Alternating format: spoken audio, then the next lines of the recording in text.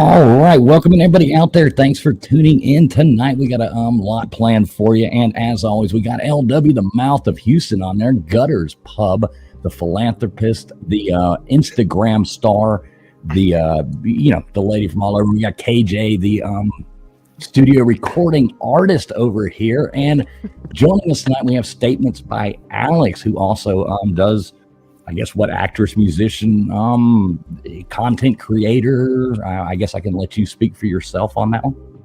Oh yes, all of the above. When people ask me what I do, I'm like, how much time do you have? Well, we've got about an hour here. So, did she freeze? And she froze. But anyway, we got a lot going on. We'll just wait till she unfreezes there. LW, how you doing? What's up, Gutters? KJ? Good, brother. Another week in the books, and we're here again on Friday night. Looking forward to the laughs and the guests. And thanks for everybody in the chat showing up. Appreciate it. Right. What about you, Gutters? Yeah. Still doing vacation, but I'm here. I know I didn't make it to the rest of this week, but I'm here on Friday night. I couldn't miss it. So, yeah. Did you make any progress with your getting your, whatever the heck you would call it, your thing fixed there? The RV, actually, they couldn't get us in until the 7th of July. And now we have a family friend looking at it. So, who is way more capable than either of us. So, let's hope he comes up with something. Well, there you go. Always good to have friends. I always wondered what that was like to have friends. So yes, yes, it's incredible. We'll see how that goes. What about you, KJ? How you doing? I see you going over your copious notes there. No, anyway, good. We went to Savannah, Georgia. So that was super cool and hot. I don't go to Savannah in the summer, but anyway, it was awesome. Some rooftop restaurants and such. It was a good time. So I'm excited about tonight, and I missed last weekend. So this is cool. Yay. Yeah, good old Savannah. That's like a sauna like Houston, isn't it? Oh, the humidity is out of control. It's insane. Yeah. It's the devil's armpit, and that's the truth. Oh man, that's what I say about Arizona, and I literally just lost you guys because of the heat. Yeah. Oh, is that hot out there? Yeah, I mean, I'm in my garage right now. I don't have AC blown in here, unfortunately, but it's nighttime, so we should be cooler than it normally is. So hopefully I won't lose you again due to overheating. But if it does, I'll just have to leave my cool studio behind and go inside. Yeah, well, there you go. We'll wing it. Like we said, none of us have quit our day jobs. We're just doing this for fun. So, but we do want to thank everybody that is joining in here, and hopefully we'll find some way to entertain you tonight. So, Alex, about you, why don't you go ahead and tell us about yourself before we jump into this? Oh yes, well, I am, as you said, content creator, actress, musician, entrepreneur. I have 5 different Instagram pages that I manage. I have a conspiracy theory podcast called The Starletta Show, where I play an improv character and discuss crazy things like the Illuminati and reptilians and aliens and the Galactic Federation, things like that. I'm sitting in my studio right now, so you can see it's a little bit wacky. I'm also a musician. I only have a couple songs released right now, but I'm working on releasing more this year. And then I just started a YouTube channel, Statements by Alex. I've had it for a couple of years, but I've been more focused on that the last couple months. So I'm also talking about conspiracies and wellness type stuff on there. So I'm an astrologer, and I teach human design and tarot as well. So I discuss all of those things and more on YouTube. I work with people one-on-one, do readings, and I also just started a nonprofit animal sanctuary this year. I have 4 rescue dogs right now. I used to work at a no-kill shelter, and then I moved out here in the country of Arizona. So we are saving up for a bigger place so we can rescue more dogs, but I've got 4 right now. They all get home-cooked meals because we're doing a holistic animal sanctuary with natural care. And my goal with that is to have a free roam sanctuary and also a space for humans to gather and do retreats and hopefully have some Airbnb so people can stay and get some animal therapy and stuff while they're there. Yeah. The name came from Freedom for Strays, so like stray dogs and stray humans helping each other essentially through connecting with nature and through healing each other. So that is my big goal and the big why behind everything that I'm doing. And I forgot to mention, I also make handmade jewelry and crystal healing packages and intention jars. I'm all about the healing, and all of my sales right now are going towards feeding these dogs and hopefully getting a physical location so we can rescue more. Well, I guess you can see it. I've got your, your banner up there for your Freedom for Strays right there. So if anybody wants to, screenshot that and check that out later, that is up there right now. So thank you. Definitely a cool thing. I love the, the shelter animals and all that jazz. Like, my wife and I, we used to volunteer. She worked for a place, and so we would volunteer at night and walk the shelter dogs and stuff. And it was sad to see, but somebody has to do it. You're right. And we literally rely on our volunteers. It's so hard to work in a shelter, especially when you're like one of 2 staff members. And some days the dogs don't get walked. If you've got, it's either rescuing dogs from horrible positions and euthanasia and just really bad situations, or they're, I think, a little better off in the cage. And, if they don't get a walk, at least they're not in there a long time. The turnaround at the shelter I worked at was pretty fast. So our volunteers really saved the day by coming in to walk them on the days that we just had too much to do and couldn't give them the time that they deserved. But that's a big inspiration behind why I started my own, because I saw a lot of big dogs in cages that were just there all day, and it's tough. There's a lot of them. I love that. I think that's awesome. Thank you. Yeah, super cool.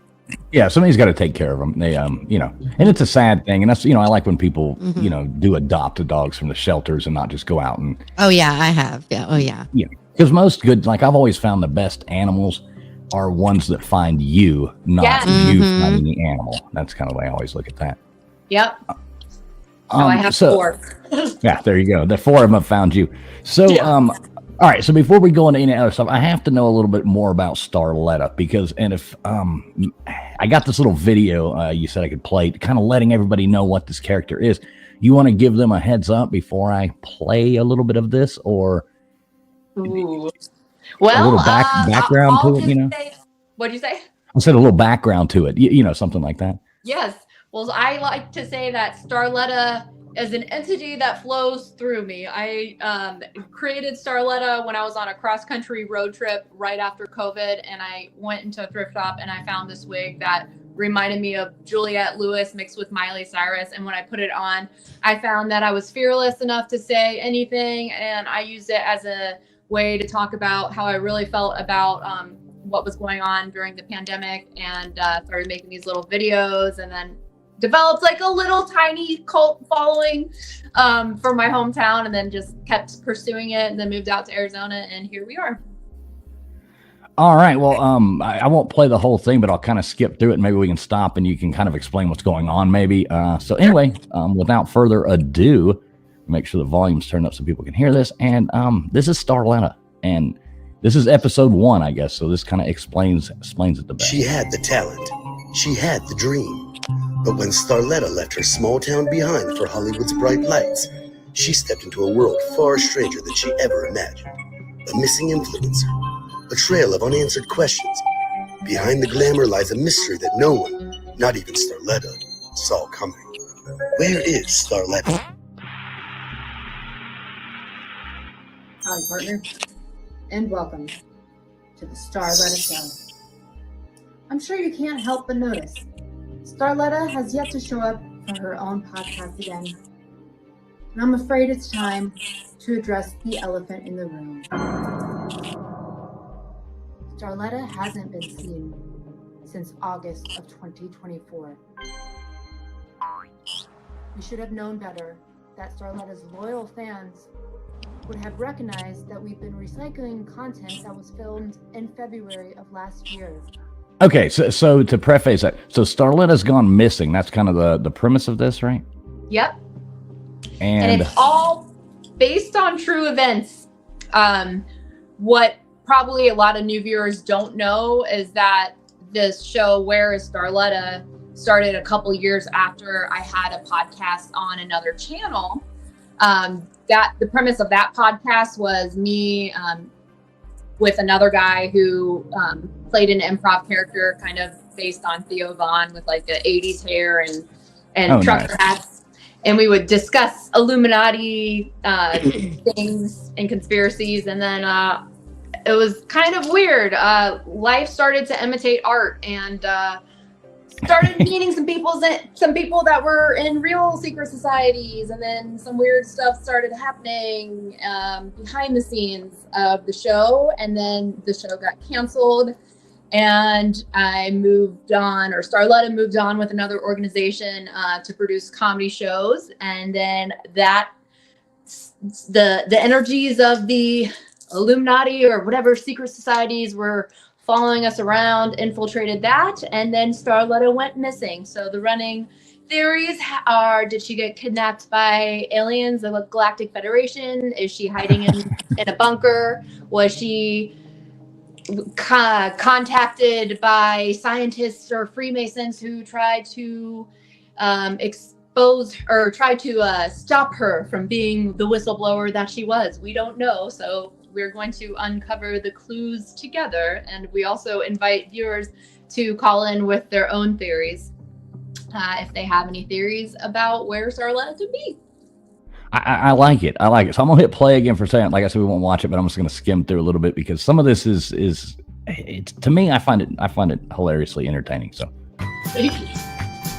Starlight in her eyes, you'll be stopped by surprise. She's Starletta, Starletta, Starletta, she's Starletta. She dresses like a whore, but she'll leave you wanting more. She's Starletta, Starletta, Starletta, she's Starletta, she's.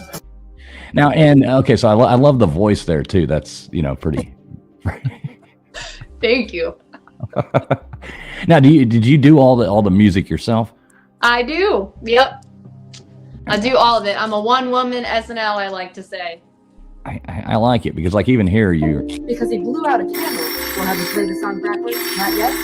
Alright, well, I suggest you do that. A member of the Illuminati stopped by on episode 1. But that was parody. Well, I know. I know the Illuminati has to tell you what they're doing. I'm hiding from the Illuminati. Has she been kidnapped by the Galactic Federation? Question. Yeah, so there y'all go. Go check that.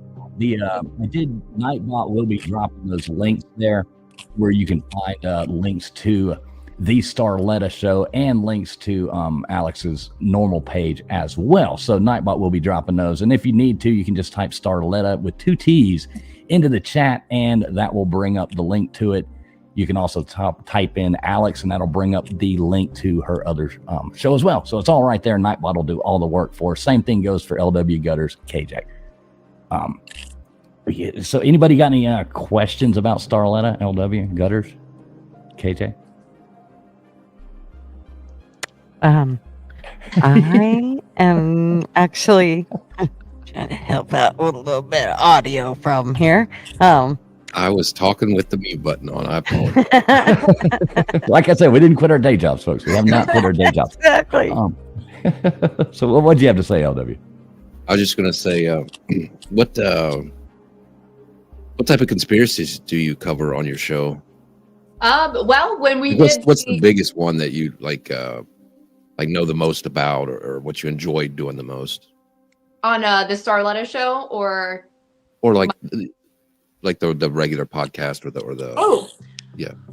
Well, the regular podcast, the Statements by Alex page, I've been really diving deep into the GATE program, but kind of all what it means, because I feel like there's a lot of people that were waking up to what the gifted program was and remembering that they were in it, but not remembering a lot about it.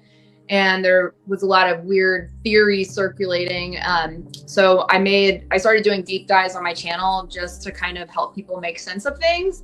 And it's funny because this experience that I had with the Starletta show is actually what led me to the MK Ultra article that I talk about on my channel all the time. Mhm. And I stumbled upon this article by accident. I mean, I don't remember if I was searching for it, but it just popped up one day. It's like a 500-page article, I guess, by a whistleblower. And it was terrifying when I read through it. It actually helped me realize, like, holy crap, like these people are using the people who had infiltrated my podcast. It's kind of ironic because I made a parody podcast to expose the Illuminati or infiltrate the Illuminati. And then it's like a weird thing because I was acting like parody. It's all, I mean, if you look at it from a law of attraction standpoint, you're like acting as if, and then weird stuff starts happening. So it's like, is it happening because we're, really into the acting and like really invested in this? And it's just a weird law of attraction, like glitch in the matrix synchronicity thing. But yeah, I really realized that a lot of the tactics that the people who, worked on, that I worked on set with for the podcast were using a lot of those MK Ultra handler techniques on me. So I had to separate myself from a whole group of people, and it's just a really scary experience, but it taught me a lot. And then my goal for my channel is kind of help people understand what's going on behind the scenes, but hopefully not in a way that causes fear. I want to leave people empowered with tools for how they can like wake up to this programming, especially if they're struggling in any way, like I have in my previous life before all of this. Yeah. Interesting. What about you, Gutters? You got any questions there? I don't really. The one thing that I do have to say is it kind of reminds me of this church that I went to. And it was kind of the same, like things that I never thought of before. They actually were very open to. And so, and all the things that you've talked about, that's kind of the things that they, had seemed to have delved pretty deep into. And so I actually went for a while just because I was very interested in what they had to say. And I mean, it was very interesting. So, yeah, but I do know that KJ has tons of questions because she's got them wrote down. Are you with us, KJ? I think she's been having some kind of audio issues. Imagine that. I was hoping it was back. Yeah, I don't know what she's probably texting me. I didn't even look. So okay, let's go on ahead and talk about so the Gate project. That was that's kind of the thing. I think you cover a lot of that. That kind of leads into the other stuff there. Tell us about the Gate project. What was that? The Gate program was, I don't know exactly when it started, but I think when I started researching it, which was only about a month ago, a lot of people say that Gate was an offset of the Stargate program. And then it also had to do with the Gateway tapes. And the Gateway tapes are what people remembered listening to when they were in the gifted program. But it's like there was this collective, forgetting about it for a long time. But when people hear the Gateway tapes, it seems to wake up something in people. But the Gateway tapes, and what's kind of sketchy about it is that the Gateway tapes were used during the Cold War to train spies. Robert Monroe Institute made them for training remote viewing spies. So a lot of people think that maybe the Gate program was a way to scout out gifted kids. And then the odd thing about the gifted program that I've come across in a lot of my research and experience so far, and this month that I've been diving deep into it, is that there seems to be two groups of people. The first group would be people who ended up working for places like Mensa or like the government or military or lawyers and doctors, like higher positions in society. And then the other group of people seem to be struggle with substance abuse or be labeled as neurodivergent. And then I have just personal theory or personal experience. Like I truly believe that people who have neurodivergent tendencies. I think neurodivergence is undiagnosed psychic abilities. At least it was for me, because when I learned how to tap back into mine by accident, all of my neurodivergent tendencies. I mean, mine is ADHD, but ADHD is one of those things that I think that you have to learn how to work with. I used to be medicated for it, but I just felt like a robot when I was on it, and it kind of took away my creativity and personality. So. Right. That's kind of like their new way of fixing everything. Here, take this pill, and then this pill, you have to take this pill because the side effects of this pill, and now you're on this pill, and they just constantly keep feeding everybody, especially the kids. Nowadays it's like, well, they all seem to be on some kind of medication. I don't know what happened to, playing sports or, join the swim. They're so hyper. We'll put them on the swim team. They'll go to sleep at night. Have them do something other than playing video games all day long, Yeah. So true. Had many a fights with many a teachers with my boys. Oh, you need to put them on medication. You need to send them to to a doctor and get them put on meds. How about you go to a doctor and get put on meds, honey? Right, exactly. Right? Take this pill, stand in line, take a pill. Like, that's just the constant thing they just, throw you through all the time. So you, like, the whole GATE program, did that lead into kind of like the project Stargate? I mean, do you link those two together, or, how do you look at that? So I think Stargate came before GATE, and I think people think that because they just shortened the name Stargate to GATE. And I think the connection there, especially with the Gateway tapes and the ESP that a lot of these kids experienced when they were younger, could be the Stargate program is, I don't know. I don't exactly know too much about it, other than I have a lot of weird theories that I read this book a handful of years ago, Bringers of the Dawn. And it's a book that is channeled by somebody who, or it was written by somebody who channeled Palladian energy. So she's talking about how Earth was seeded by alien races. So humans actually have hybrid DNA, and there was a battle for consciousness on Earth. And I guess this time that we're alive, there's a big awakening that's happening and a huge cycle that's ending. And if you look at the Mayan calendar, I think sometime back in 2011 or 2012, we entered into the phase of reality co-creation, which is very interesting because I believe every human has this ability to manifest, and the law of attraction and all this. But what I found before I really started learning how to work with the law of attraction and like create my own reality, so to speak, I was stuck in this programming and this mass mind control that's kind of happening to all of us with the music. For whatever reason, they tune it to different frequencies, and a lot of music that we listen to in pop culture has subliminal messaging, like negative subliminal messaging. And then there's all those conspiracies about like if you play certain songs backward, they talk about the devil and all that. And then not to mention what they're putting in the foods and the air and nanotechnology and 5G and just all frankenfruit. Like, I don't know, you start to look at the bigger picture of what's happening. And what I know about Stargates, I'm not super familiar with Stargates, other than I think I watched the movie, which seemed to awaken a lot of, like, I don't know if it's ancient memory or some kind of codes or activations in me, or expanded my mind in some way. And what was really weird is I had this one experience with one of the people who was, supposedly in a secret society during the time that all the Starletta stuff was happening. And he said something to me that really like shook me to my core. He was like, well, what if Egypt is right here?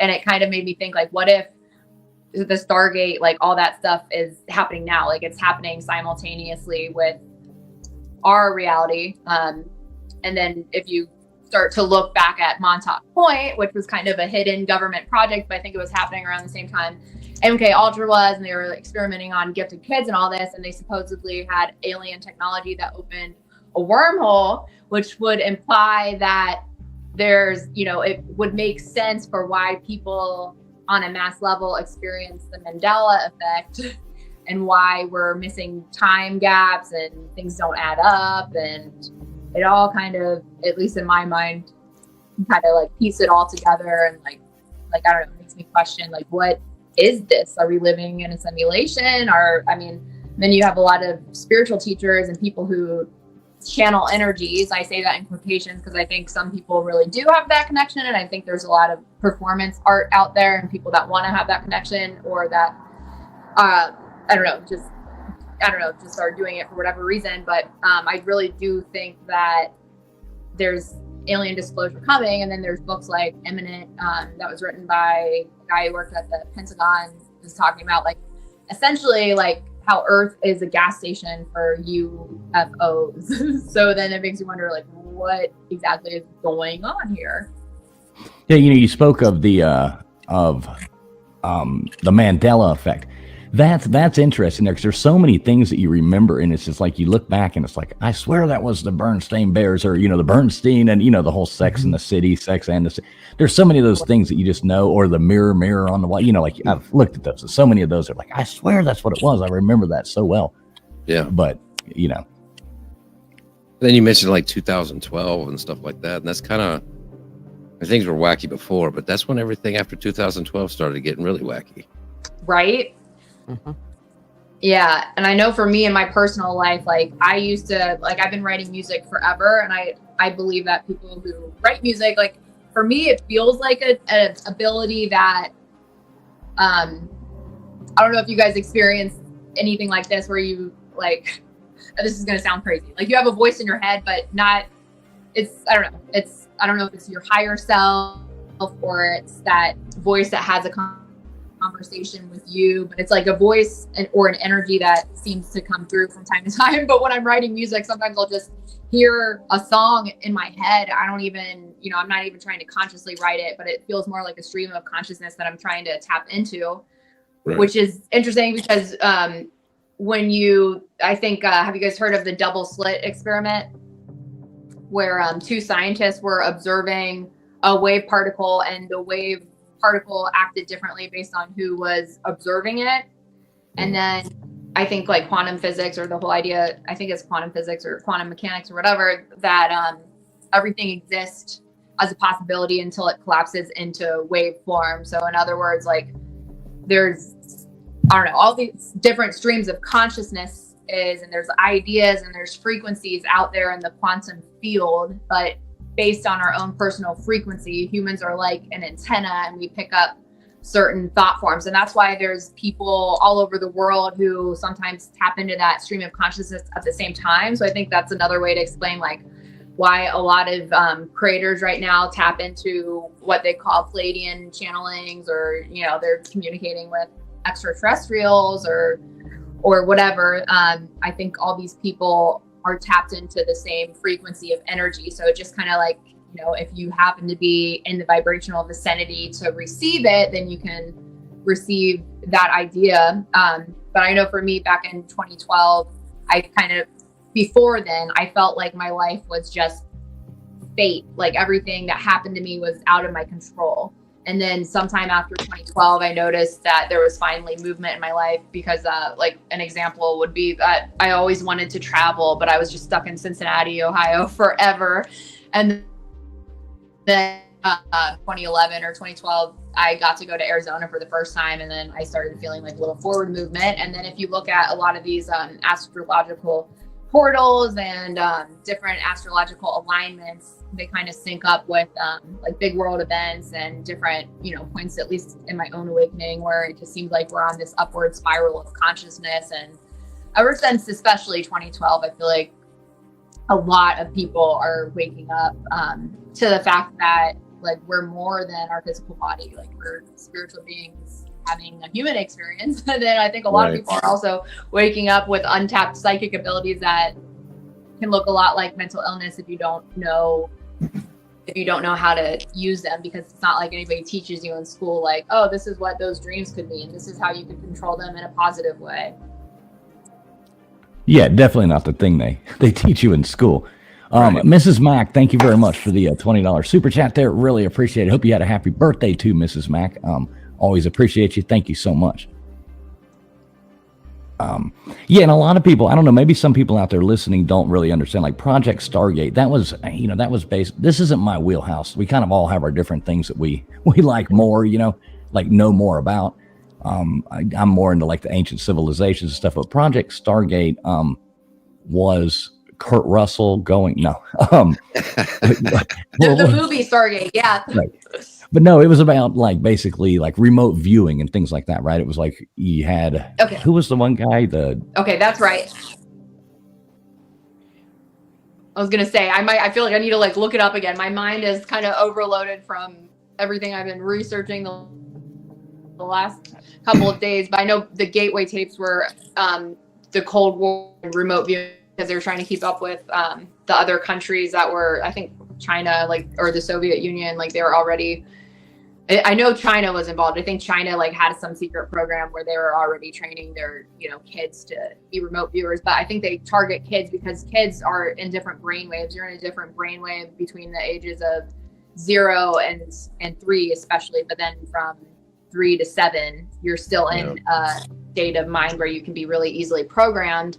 And in order to activate a lot of those psychic senses or out of body experience, have to be in a certain headspace, like theta or delta. Yeah, no, or gamma. I think I'm sorry. You could do it in those brainwaves too, but I think that's why they targeted children. What were you saying, LW? I know, I think it's from 67, 68 to 71. I mean, the governments were pouring a lot of money into this. Like she was saying, Soviet Union, I think at the time it was like $500 million US. And just think of what that money would be today. That's a lot of money they put into that. They believed in, they were doing a lot of work on using psychics and remote viewing to locate lost submarines and try to spy on other countries. It was really, they spent a lot of money on it. Yeah, and some of them they were trying to get, so what they would do is they would give, this is my what I seem to know about it, they would give people certain coordinates and they would say, look here and tell us what you see. And, sometimes they were even had people, they gave them the coordinates of, I don't know how this works, how you would give somebody the coordinates of Mars, but you had people that were actually, what was that guy, McMonagle or something? It always makes me think of Mr. Peanut when I hear his name, having a monocle on his eye or something. But, so these remote viewing Mars. And I think they only were hitting it at 20 to 30% success rate. But still, that's phenomenal to think that somebody could, be that on, even 20 to 30% is unbelievable. And yeah, Mitchie, it's not really a conspiracy. I mean, it's a thing that happened.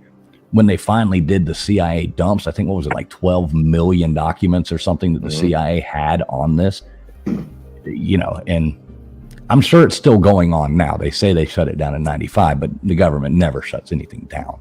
Yeah. And they said what they had come to believe is that when they had the higher success rate was when the planet was tilted in a certain way, aligned with the stars. That's what I was reading earlier today. So, okay. Apparently they believed in it.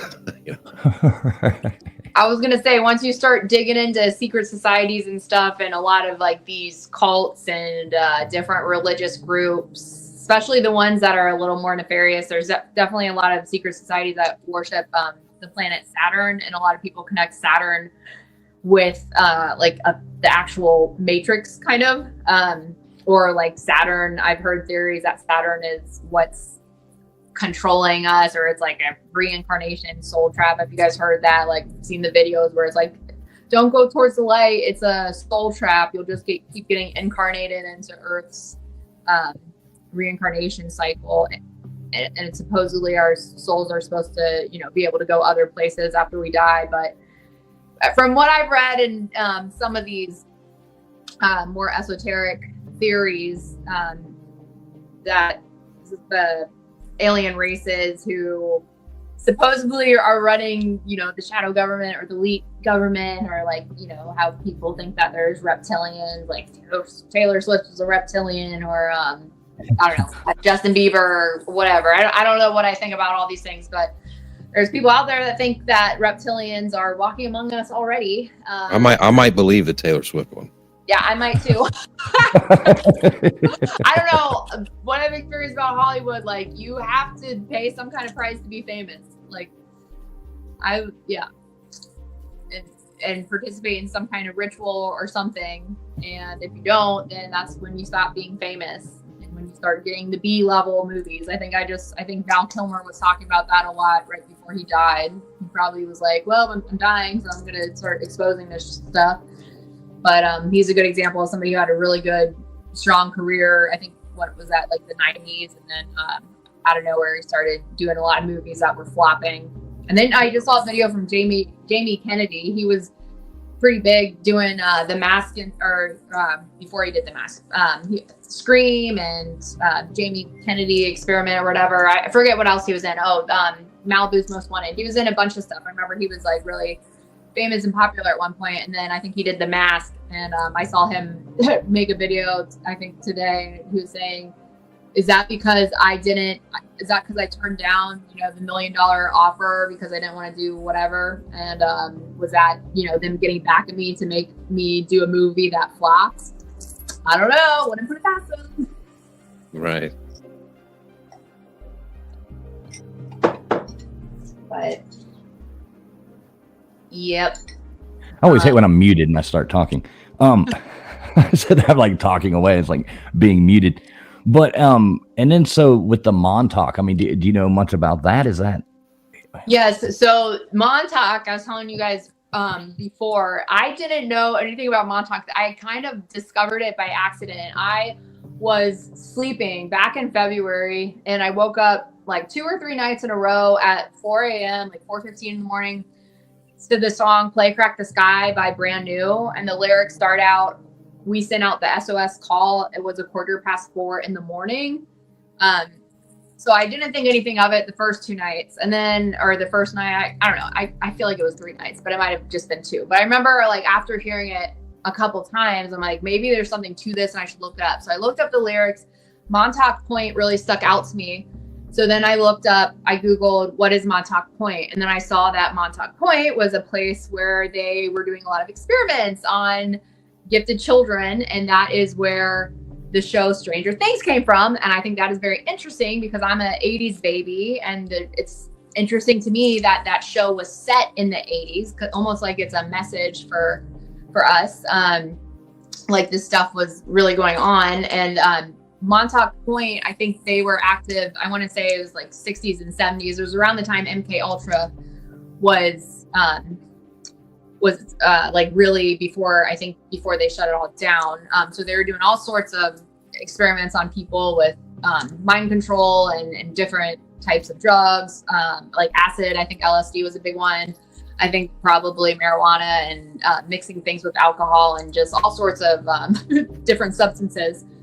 And Montauk Point, I think they set it up at Camp Hero, which was, I guess, like a shut down Air Force base or something like that, some kind of base that was shut down. And then supposedly they opened a wormhole, or they were connecting something about connecting the gifted kid or with some kind of ET technology that created a supercomputer or something like that. And then maybe created like ripples in times or like wormholes. So wormhole, I believe, being like a kind of like a portal or almost like a Stargate into another dimension. It's kind of reminding me of the movie Interstellar with Matthew McConaughey. Right, yeah. Yeah, when he like goes in the wormhole and then he finds out like, oh, when I got the message like don't go, it was me telling myself from the wormhole, which is kind of crazy when you think about like your own connection to your intuition and and I've been kind of getting this download a lot like recently. I feel like that time is a flat circle, and I heard that in another I think they say that in True Detective in season 1, which is super interesting because if time is a flat circle, that means that everything is happening all at once and you can't really change it. So like what's going to happen is going to happen. But if you were to create a ripple in time, then it would change, or try to make a ripple in time or whatever, it would change the outcome. And then there's all these theories too that are like the multiverse theory and parallel realities and parallel dimensions. There's one spiritual teacher, Bashar, who channels intergalactic race or something. And he talks about how we're literally switching realities from second to second, like billions of times per second. And of course, sometimes we're staying in the same reality based on our frequency or whatever, but sometimes we're shifting frequencies. And if you ever try like a law of attraction or manifestation experiment yourself, which I have, I didn't like believe in law of attraction or anything like that for a while, but even now, what would that be? Like what? Well, I'll tell you what, I was reading this book by Abraham Hicks. My first experience with the law of attraction was The Secret. And there was a movie. It's like a super cheesy movie, or I think is a movie. I can't remember if there's a movie and a documentary or if it's one or the other, but I think there is both. But I watched the documentary, and then basically the gist was like, you create your own reality. So if you wake up on the wrong side of the bed and you're angry, then you're going to spill your coffee, then you're going to sit in traffic, then you're going to get to work late because you hit every red light, and then Susan from HR is going to be mad at you and somebody's going to bump into you and you're just going to be angry, and then you're going to go off the guy in traffic. And it basically illustrates how like starting off your day on the wrong foot like will just keep attracting all these things to you. And then the opposite side of that is I'm going to wake up, I'm grateful and I'm feeling good, so the energy I'm putting out in the world is good, and then I get to enjoy this delicious coffee, and I hit every green light, so I get to work a couple minutes early, everybody's so nice to me, maybe I get a promotion, like basically all this good stuff happens. But that really resonated with me, and then I was like, oh, I want to learn more about this, because if that's the case, like I'm doing a bad job of reality creation right now, because I was really depressed. So then I just stumbled upon Abraham Hicks, and I started reading this book called Ask and It Is Given. And she talks about a red car. There's a woman in the book trying to manifest a red car, and they go into really strong details about it, like how the car feels when she's driving it, how it's a smooth ride and accelerates so quickly, and has a nice leather interior and the shiny red exterior, and they go really into it. So when you're reading it, you feel like you're in it. And I wasn't even trying to manifest a car, but literally the same month I was reading it, I had a van at the time, and I remember reading it like, oh, that'd be cool, like I kind of want a red car now. And so I wasn't like necessarily like super attached to it, but I think there's also a part of me that's like, I wonder if I could manifest a car or something. Like they make it sound so easy. But then that same month, my car's alternator went out, and I had a guy who worked on cars with his dad come and try to fix it, and he put it in wrong, and then it fried my motherboard. So my car was like over $1,000 to fix, and this was before inflation. So it was at that point cost more money to fix it than the car was worth. So I started looking for new cars, and I wanted a Toyota RAV4. And I started looking at all these cars, and they're all $12,000 in gold or silver. And then I randomly come across the one red car that's $5,000 less than all these other cars. And then we get to the place, the dealership. I went with my mom, and then we were able to talk them down to $7,300. So I got a red car, just like I was envisioning by reading that book. And it was like $5,000 cheaper than it should have been. But, yeah, so that was just like a really eye-opening experience. And then a couple months later, I was dating a guy who was a musician, and we had just started like hanging out, and I was enjoying myself so much. So he was getting ready to go on tour overseas. And it's not like I didn't want him to go. I wasn't thinking like, don't go. I was thinking more like I was enjoying spending time with him. And I wish that we could keep dating. I really like this guy. And then a couple weeks later, something happened with his family that made him put his tour on hold. So I was like, Jesus, like, am I like, what's happening here? Like my thoughts feel really powerful, but I was really, really into the law of attraction at the time. So I was very like cognizant of not dipping into negativity or getting into fear-based thoughts. So that kind of like shook up my whole viewpoints on life at that point, because I'm like, I don't know. So then it changes the way I view reality in general, and like what's going on in the government and in Stargates, and are aliens real, and all these different conspiracies. I think that there's more to life than we think there is. And if you think about it from like a power standpoint, like a shadow government who's trying to keep people in line or in control, like what they probably wouldn't want a bunch of people walking around like knowing that they had this immense power as a creator, because if that's the case, like you could create something bad or you could create something good, but also it takes them out of power because people realize like how much, you know, if you're a really strong manifestor, you don't even have to have money to manifest stuff half the time. Like I manifested so many things without having the resources for it, but we're kind of in this society where everybody's brainwashed to believe that you have to have money to do this or do that. And, you know, a lot of people, I don't know, we get it like programmed out of us when we're younger that people who are into all this law of attraction and foo-foo stuff and conspiracies are like stupid, or they're, you know, crazy, or they're mentally ill, or something's wrong with them because they believe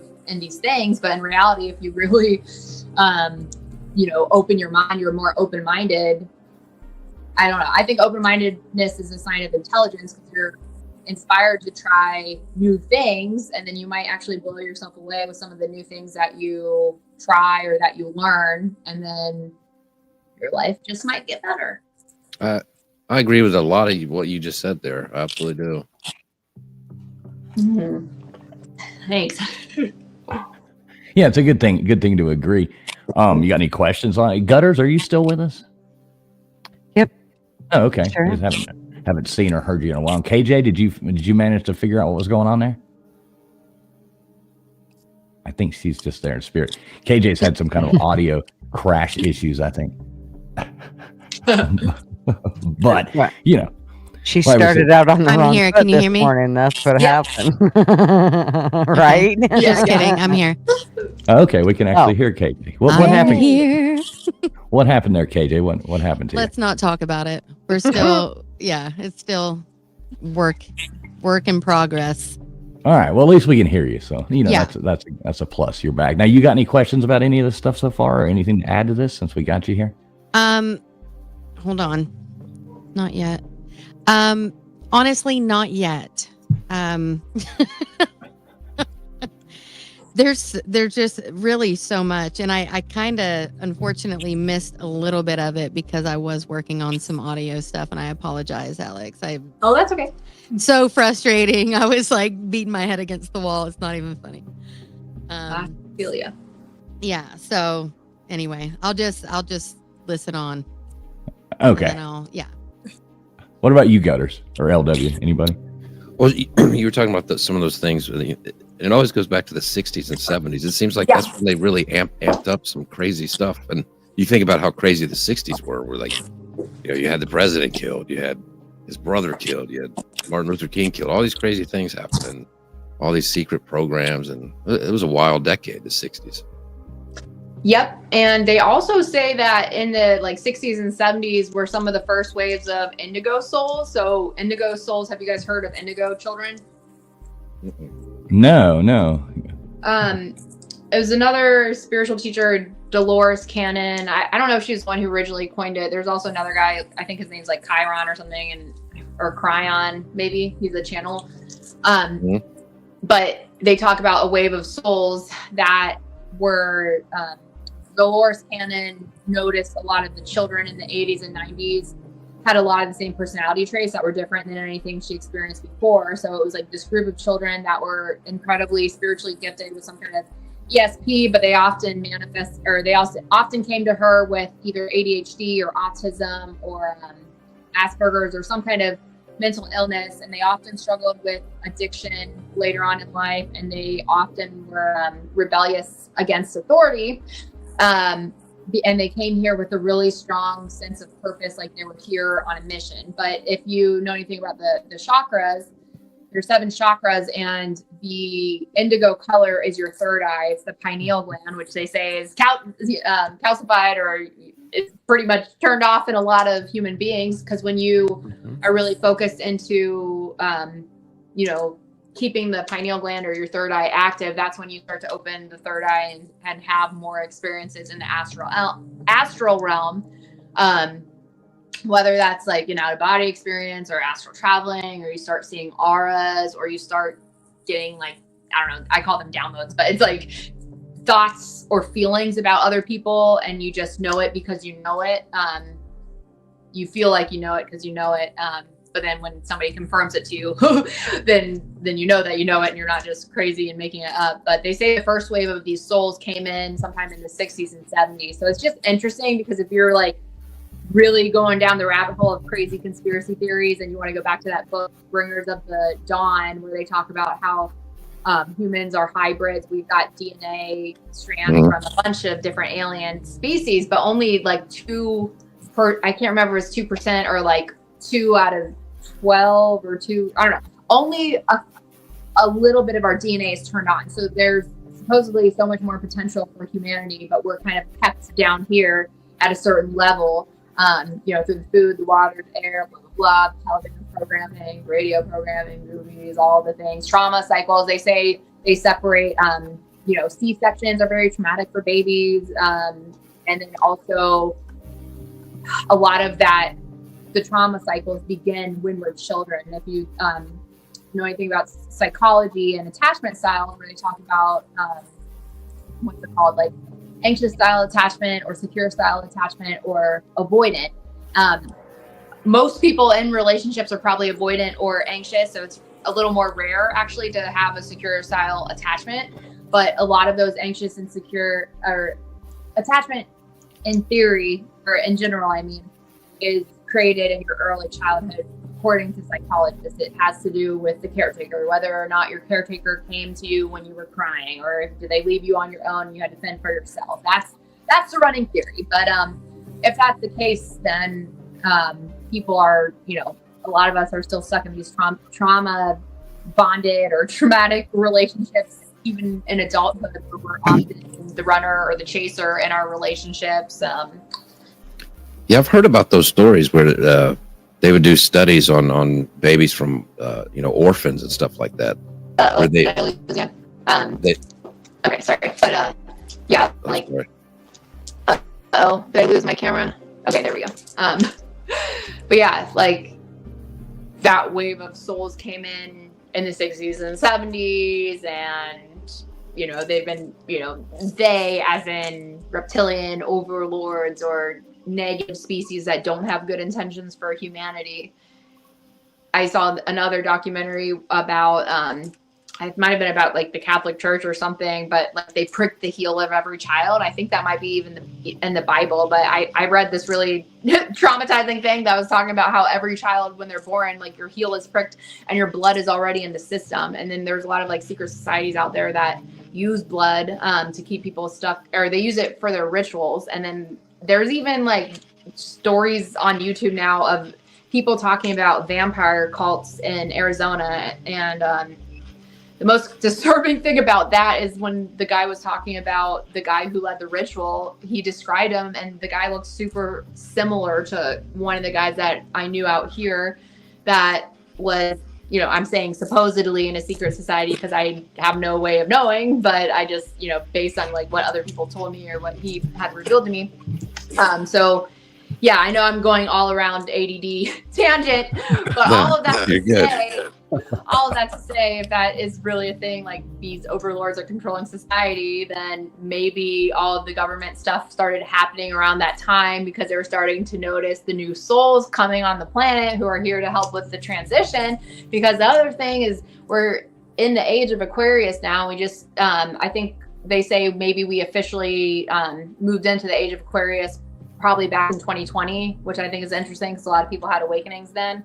And this alignment of Jupiter and Saturn was the same alignment as the star of Bethlehem in the Bible. So it's just really Age of Aquarius. Yes. I'm sorry. Yes, no. And the age of Aquarius is all about like technology. So I mean, think of how much life has changed just in the last couple of years with AI and ChatGPT and how it's changed so quickly.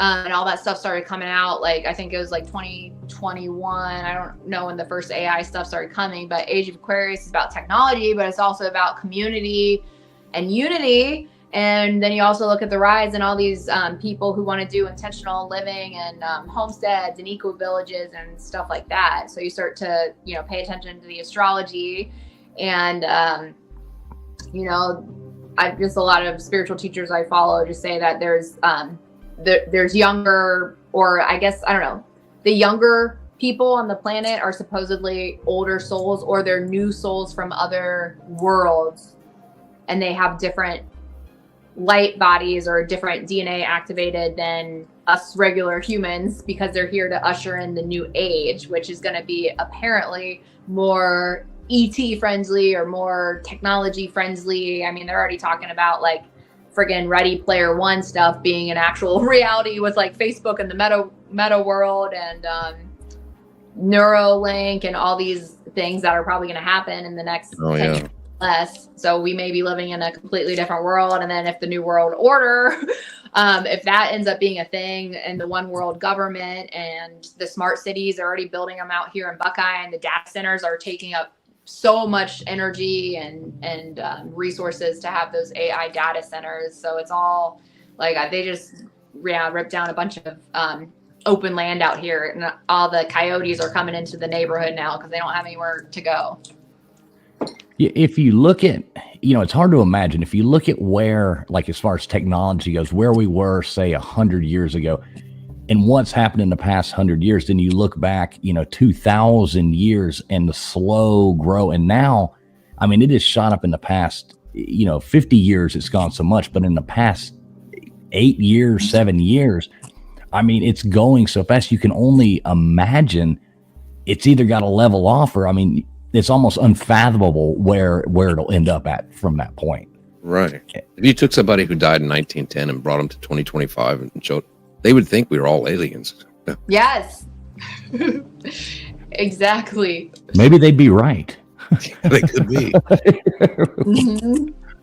We I'm might. convinced that some people are aliens. I've always felt different when I'm in the presence of some people, especially people that have been labeled neurodivergent. And what's so interesting to me is that a lot of people who are like autistic, for example, I feel like I've met so many autistic people who just have the most vivid, wondrous imaginations, and then they know so much about aliens, but like, so let's say somebody who's autistic or something is making a show about aliens, but their details are so like spot on. It's like, how could your brain think of all of this? Like, you're so creative. It almost feels more like it's a memory than it's a, something that they're pulling up themselves. So it just has always made me wonder, like, I don't know, are you guys aliens and you just got, different DNA and you're a threat, I guess, somehow to these shadow organizations?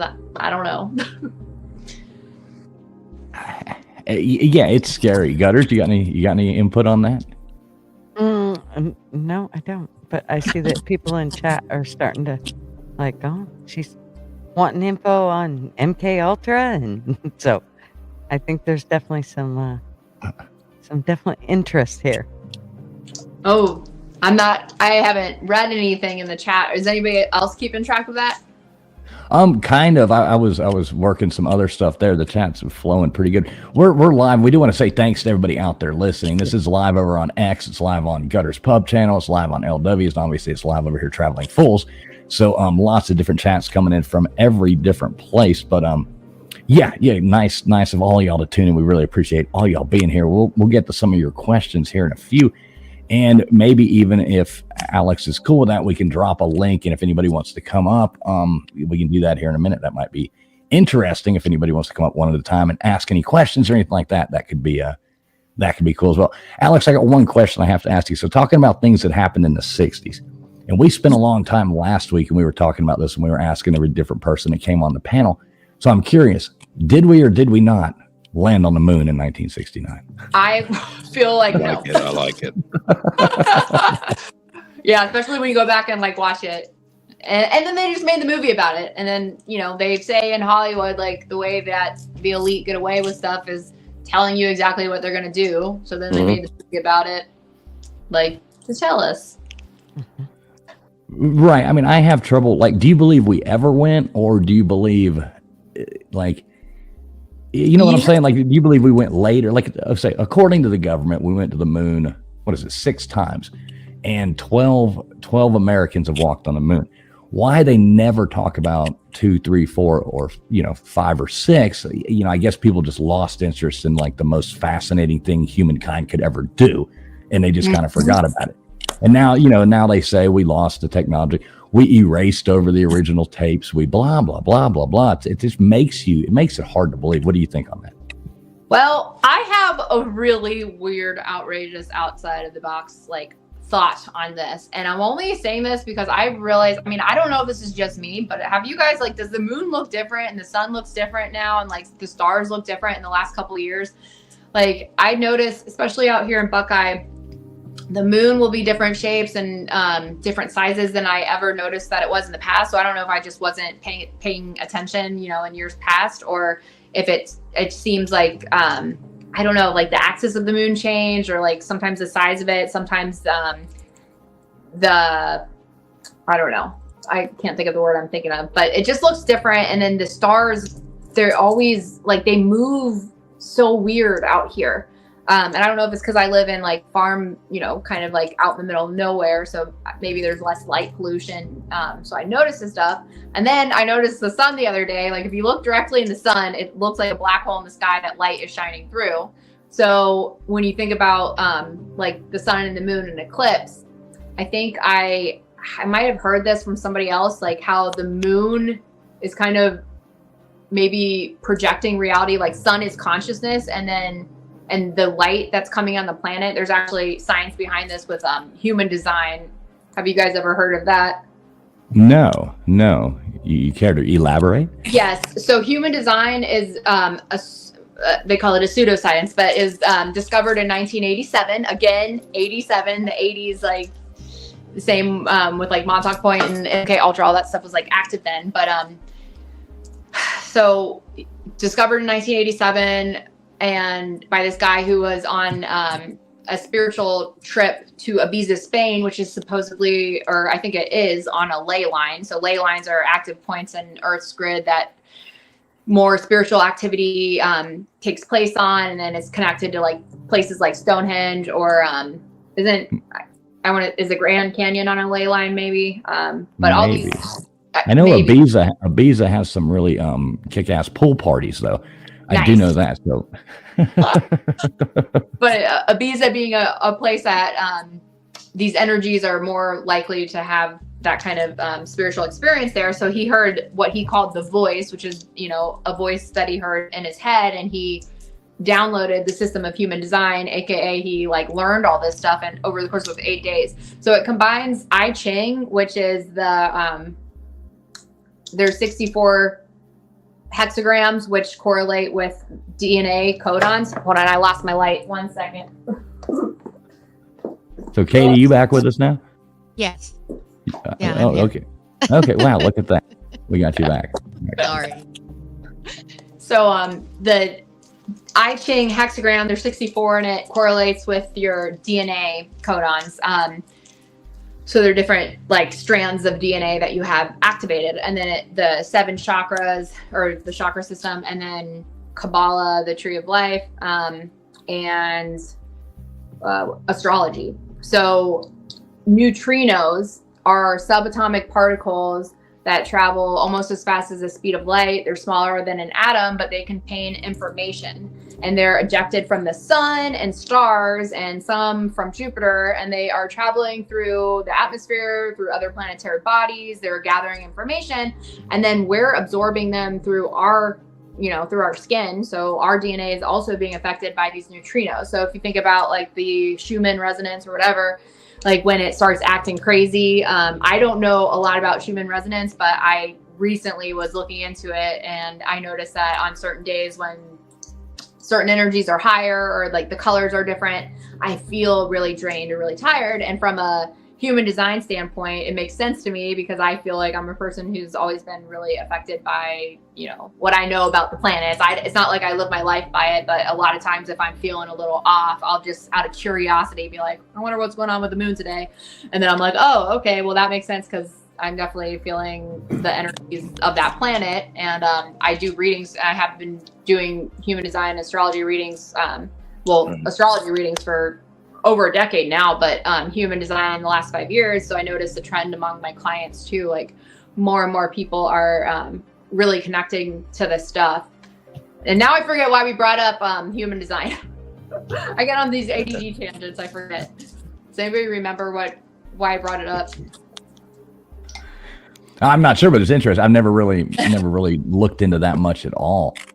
So KJ, now that we got you back, you wanna add anything to any of this? It's just so much. I don't even know where to begin. I missed a lot of what happened, and I hate that because I know you had so much to say, and I'm so frustrated because I couldn't hear anything. But like the astral projection, I thought that was super, super interesting, and I was looking at it at a standpoint because, like, from biblically, I'm sorry, from like 2 Corinthians, it talks about almost being taken to the third heaven. And so that was really interesting to me, and I kind of read into that. And of course, astral projection is really more about self and not God, so it's different. But I thought the connection was pretty interesting to read into research, because, as in my faith, I like to, I'm all about some looking into things and hearing other people's point of view. And so that's super cool to me. So that's something that I missed out on, and I hate that. But like how he was caught in paradise, and that's in, and he doesn't know he read, I do not know, but God knows. He didn't know if it was real or if it wasn't real. And that kind of how people explain like out of body experiences and that type of thing. That it's kind of interesting to see the ties and read into that. Oh yeah. Yeah. I agree. I love like making connections in the Bible too, and just like hearing the different ways that people interpret that, especially if you have knowledge of like the planets or anything. It's just cool I always like to, I don't know, just like consider multiple viewpoints. I'm a Libra, so I see like all sides of it. Oh, me too. Yay. Oh, really? Go girl. I love it. Oh, there's two of them. Girl, hey. Oh no, Lord help Girl, us now. hey.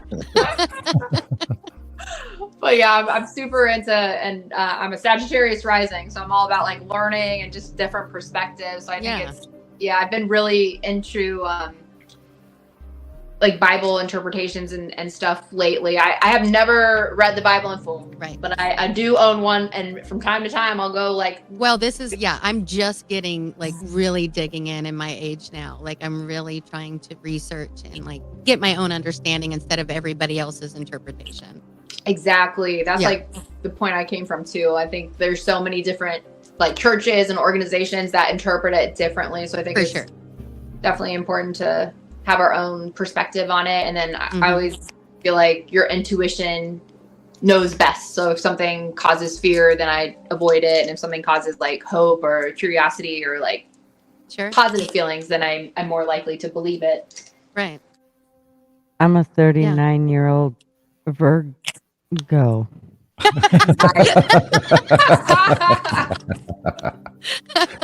How long have you been waiting to say that, Gutters? 39 years? Start talking about this. I love that. I know you were waiting. That's hilarious. I was. I love it. It's amazing. All right, I like it now that it's kind of. I think we got everybody's audio issues worked out and stuff like that. That's pretty nice. Hey, say LW, you still with us too? Yes, sir. Yes, sir. Okay, look at that. Wow, it only took an hour, but yeah, we got it. We got this going. Yeah, I probably just jinxed it. Everybody's about to go out. No, don't say that. Knock on some wood it was here. such a struggle. I've got this weird light blinking. What is that? Are you serious? No. It's a joke. Oh my God. Sorry about that. So what about you, KJ? I have to ask, we asked Alex a second ago too. Moon landing, you weren't here last week and we were talking about that. We just had to get everybody's take on that. Did we or did we not land on the moon in 1969? And why did we not? I never questioned it before, right? Obviously. Like how exciting to be living at that time, which is so cool. And our everybody in our, how to be living in that time. What an exciting time.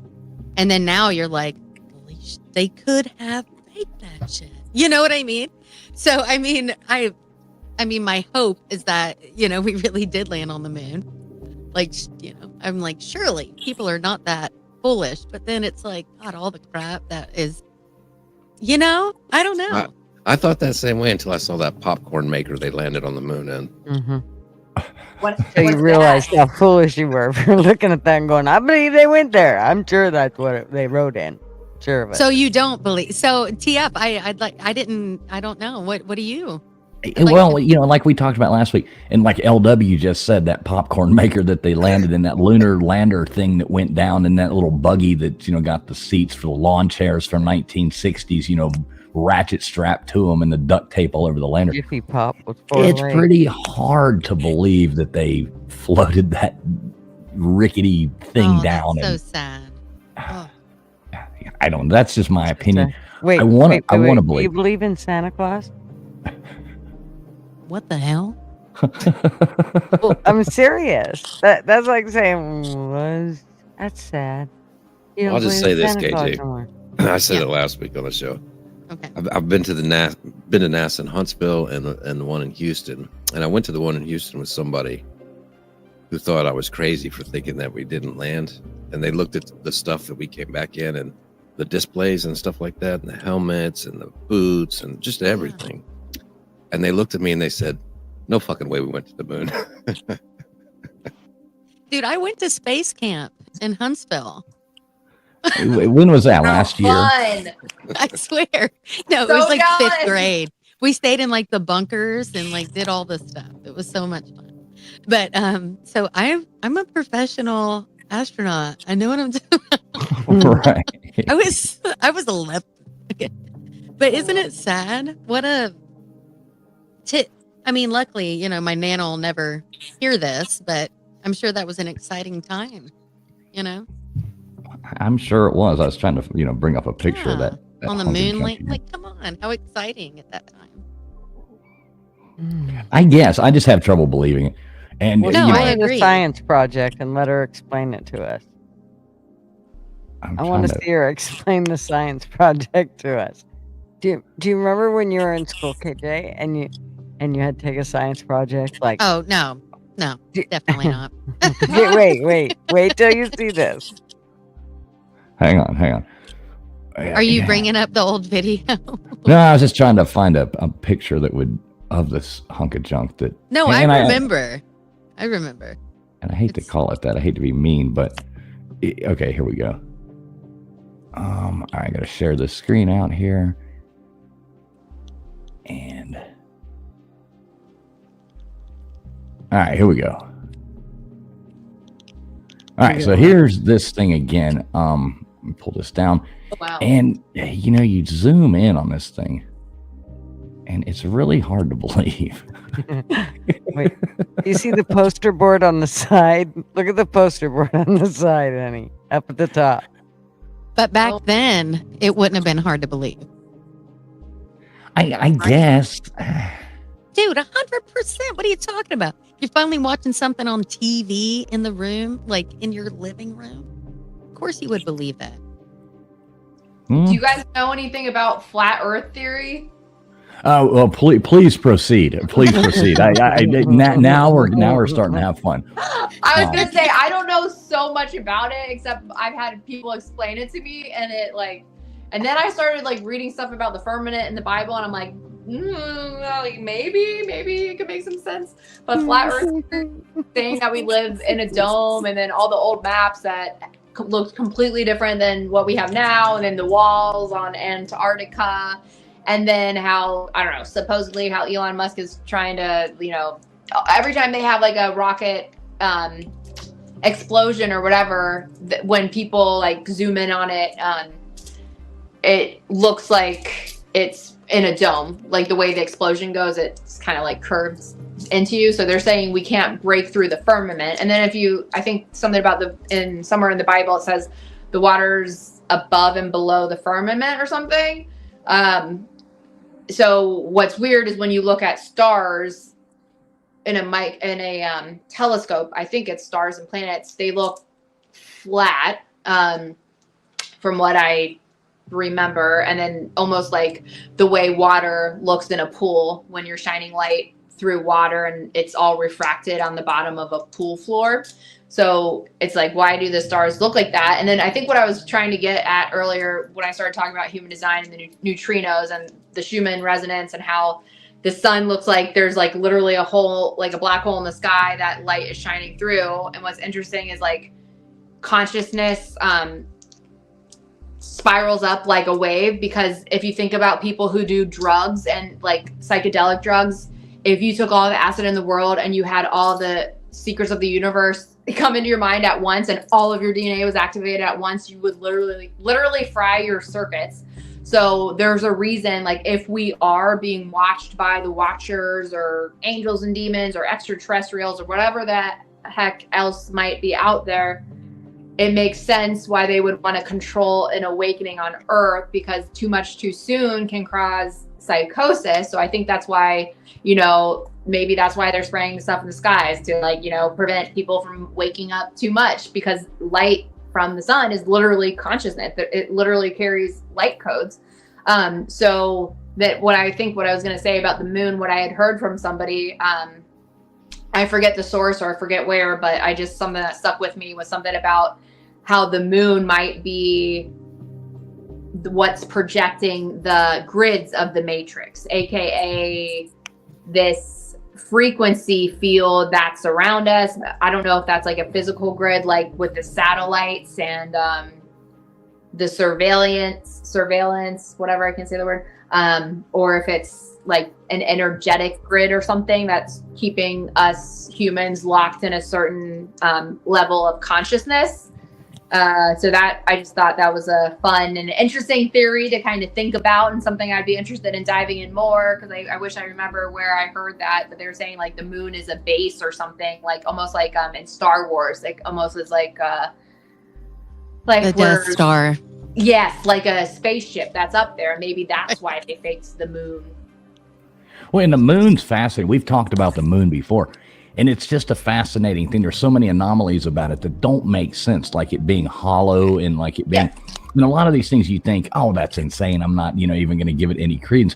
I can't really buy into the flat earth one because I just don't believe it is, but I love like talking about it. And I think it's really fun. I like talking about anything. I think it's great, but the moon, there's so many things about the moon that are just, fascinating. And I mean, we could talk about that for hours, but it's unbelievably cool. And it's kind of funny because KJ, she's kind of a little bit newer to a lot of these conspiracy theories and stuff like that. Oh, yeah. But it's been interesting looking into some of these, hasn't it? Like for you? Oh, it's been super cool. And I'm open to learning. I love reading about stuff that I've seen some of this, like I was talking about, Stranger Things. I've seen some of the CIA and all this stuff in movies, right. But I didn't realize there was an actual connection, and that's why the movie was made or the show or whatever. So it's pretty cool to read into. Right. Yeah, I Gutters, agree with you. Gutters, you got anything to add to that? I love KJ's innocence the best. I just love how I love her wholesomeness. I love it. First time she's heard that in her life. Yes. I know, but she really is. She really is. Look at her blush now. Like, no, I believe I love in that, because TF is like, that's funny. Yes, sure. I know it. You only knew. Right, exactly. No, exactly. Well, I'll tell you what, if it's cool with you guys, I'll go on ahead and drop the link if anybody does got questions they want to come up and ask. I mean, we can only bring one person up at a time, but if anybody wants to do that, is that good with you guys? Sure. Yeah.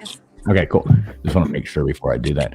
And once again, thanks everybody for tuning in tonight. It's great to have all of you here. 109 beautiful people watching right now, so that's super cool. Everybody over on X watching, everybody on LWs, everybody on Gutters, everybody over here on my channel over here. We really appreciate each and every one of you joining in. So super cool to have you. Glad you're all here. Well, all right. KJ, I gotta say this real quick. Black hole sun, won't you? Anyway, Whoa. when she said that, I was like, oh gosh. It's like everything wants to be a musical tonight. It's one of those nights. I'm sorry. Whoa! Now I want to look up those lyrics. Anyway, sorry, LW. Sorry. That's okay. We can end the show on karaoke if you want to. Don't tempt them. I think between the two of them, they're both singers. That could really probably happen. And No. if I'm not mistaken, I've been told that I can do a really good what's the song? Love Shack rendition. Oh. So you know, Dude, don't hopefully even go there. my audio goes out again before that happens. Right, I can sing in the No, shower. that's not so- true, dude. He will kill Love Shack. Anyway, just saying. That's old Yeah. school. yeah, it does happen. So all right, we got our first guest. I'm about to drop it, but I am going to bring up Baker. Wanted to come up and say something beforehand. So let's bring Baker up here Yay. and see what he has to say. Hey, can you guys hear me just fine? We can hear you, No. Baker. How's it going? Okay, it's going. Hey, it's a pleasure to meet you. I just have to say it's interesting listening to your perspective on all this. I have to say that from my, I guess, experience reading on the MK Ultra stuff and then also with like Project Stargate, I mean, your perspective opens up another avenue that I need to go research. So I appreciate you coming on and talking with us about this. This is fantastic. Yeah. I wanted to say something about the moon. You were talking about like how you read theories that the moon is actually maybe possibly a spaceship. There's the hollow moon theory out there. And as an audio snob myself, you know, NASA has purposely crashed probes into the moon with seismic readers all around the moon, reading these rings that went on for hours, which indicates that the moon is actually hollow. It could just be a shell. And have you ever seen a crater on the moon deep enough to I mean, every picture I've ever seen of the moon, these pop shots only go so deep. Right. So I don't know. Is there something to it? What do you think? Wow. I think that actually joggled my memory a little bit. I've heard that theory too. Now, what would be the purpose of a hollow moon? Like, what does that coincide with it being some kind of projector at all? Like, what would be the purpose of it being hollow? Like, maybe not necessarily that. I don't think it's a projector. But what if, I mean, I just recently saw a theory where people believe we're actually in, like the Earth is actually some kind of an alien petting zoo, and we can't leave lower Earth orbit, and it's by design, you know, for reasons like the Van Allen radiation belt. If you believe that we went to the moon, why can't we go back? Why haven't we gone back? There's a whole lot of reasoning that makes a lot of sense if you believe the conspiracies, and there's a lot of things that don't make a whole lot of sense. But the latest theory I saw was that aliens are actually keeping us here as basically like observing us, watching us. We're like an experiment. And even one step further, I saw another theory, and I cannot remember the name of it for the life of me. But you know how quantum entanglement works, where if you read a quark, it either spins up or spins down. So a quantum entanglement means if you measure this quark here, they automatically know the other side is the opposite value, right? Now there's a theory floating around out there that scientists are now looking at that's actually it's generated on the fly as if we're living in a simulation. So there's all kinds of avenues that you've like broadened my horizon that now I want to see if I can connect the dots. Wow. I just got like the biggest spiritual chills when you were saying all that, especially about the petting zoo and the them watching us. I was watching a video last night where they were talking about the Watchers. They're talking about how the Watchers, I guess, are ETs, and they tend to gravitate to places like pubs and public places. Like they're not watching us go to the bathroom or like sleep and stuff like that. But I just thought, I listened to I forget whose channel it was, but some lady randomly popped up in my video and she was like, what are the Watchers? And she had something happen to her where she could start seeing them. So that definitely kind of fills in some gaps for me too. Like maybe this is like a petting, I don't know so much, hopefully not a petting zoo, because then you're like, well, that's just how I describe it, because we all know we live in a barn. Yeah, right, exactly. I mean, but it makes sense, especially if our DNA is hushed down so much compared to what we are supposedly capable of. Like, why do we only have, 2 out of, I don't know how many strands of DNA there are, but I think I just read recently that only like 2 are activated or something. Well, so that's fascinating. But so I want to back up just a little bit. So what do you, and you might have said this earlier, I was popping in and out trying to handle some things in the background, but you know about the Van Allen radiation belt and the fact that we haven't left a lower orbit. You're familiar with all that, right? Oh, with what? I'm like cut the out. Van Allen radiation belt and the fact that we haven't left. Well, so in a gist, right, there's the particles that are flying around that space or around the Earth, right? And it's being accelerated by not only our magnetic field, but also our gravity. And the reason why this Van Allen radiation belt is such a problem is because even if you line a spaceship or any kind of capsule with lead that would generally block most radiation, it's going at such a high speed that it's actually able to knock out other particles inside the lead, which is kind of like a particle accelerator at that point, and which is even radiating more inside the spaceship. So how did we even get through this the first time? And if we did figure it out, why is it the technology all of a sudden not available? Yeah. Wow. I think it's 400 miles above Earth.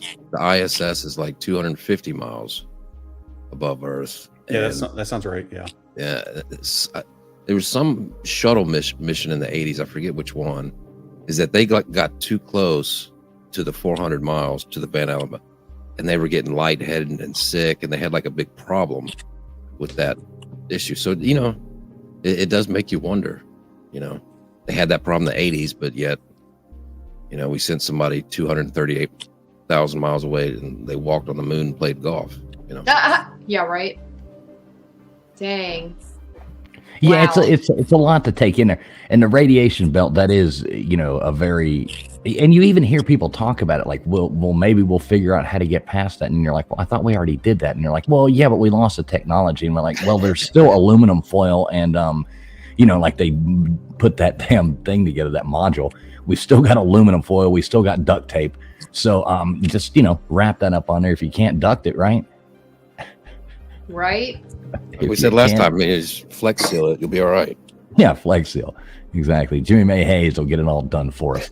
Look, he'll make it happen. Well, there's more computing power in our pockets using our phones than there ever was for the entire space mission from the Mercury missions to the Apollo missions. And you're telling me that we lost the technology? Yeah, exactly. I don't think so. Have y'all ever seen the press conference of them coming back? The 3 of them? Oh my God. Yeah, it looked really weird. Now that you have these other perspectives, you go back and look at this stuff. It's like, wait a second, hold on.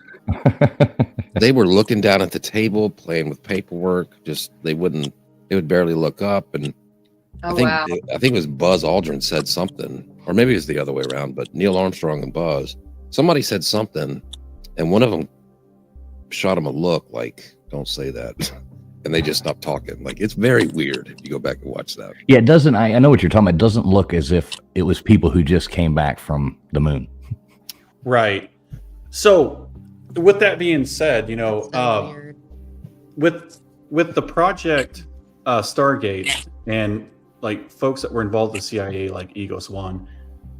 Now that I know this other theory is floating around about the universe being possibly a simulation or it's procedurally generated, right? It makes you think, well, maybe these remote viewing sessions that they were doing in the 60s and 70s and 80s and early 90s, what I mean, who's to say that there isn't somebody hasn't cracked in mathematics to know how to pinpoint coordinates in the universe and be able to put a pin dot on something, whether it's on Earth or somewhere in the Andromeda galaxy, and just be able to teleport yourself there physically and maybe part of an astral plane type projection and listen in and hear that. Now that I have these other conspiracy theories, or not even conspiracy theories, these are actually physics. These are actually scientists that are saying that this is entirely possible. Right. Not the astral projection part, but like the fact that this could be a simulation. That just fascinates the hell out of me. And having you on and talking about this when I just read about this, it's great. Well, I'm so excited. I just made a video about Montauk Point, and a lot of, like, when I do my videos on my YouTube channel, I usually just wake up early in the morning, and there's a special time between like 3 and 4 a.m. for me. And I think a lot of other people might experience this too, where it's like that state between sleep and awake. I feel like I have the best ideas then. And I've also have that experience a lot of the time where I'm like, when I'm not fully awake, I'm like, oh, I just downloaded the secrets of the universe. Like I just discovered something. And then if I'm awake too much longer after that, if I don't write it down, I'll like forget about what I'm talking about. But I usually free flow in a lot of my videos. So when I was free flowing in that one, a lot of what came up was about like this quantum computer. And I've shared on my channel before too how I stumbled into remote viewing by accident, and I actually do remote viewing tarot readings for a living. And I just think the fact that I was able to, I guess, train myself to do it, I don't think I'm the only one who has that potential ability. And then it's like I don't feel like my consciousness or like my astral body goes there, but like I get things in my head. Like one girl was I heard in my head orange birds, and then she shows me a picture of a coloring book of birds, and she was coloring in an orange peach.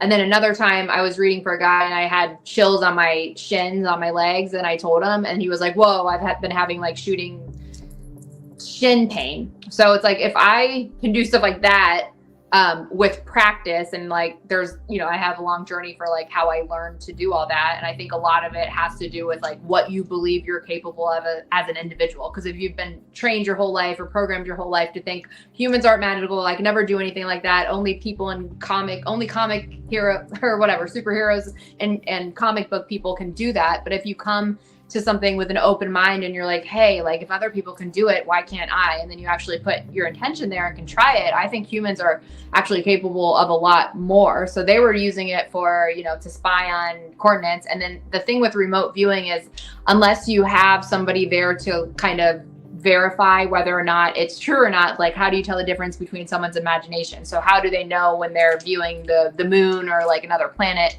if it's accurate or not? It's just that's what I'm curious about, because I've watched some more stuff with remote viewing, and it's like, how do they, like if the CIA and Project Stargate is looking into that stuff, how do they know, like are they taking that stuff as fact, like what other people are doing? Are they actually looking at what's going on these moon bases? Because I don't know, like I've only been able to verify what I see in remote viewing sessions by my client directly telling me like, oh yeah, like I did just see a girl named Elizabeth or like whatever.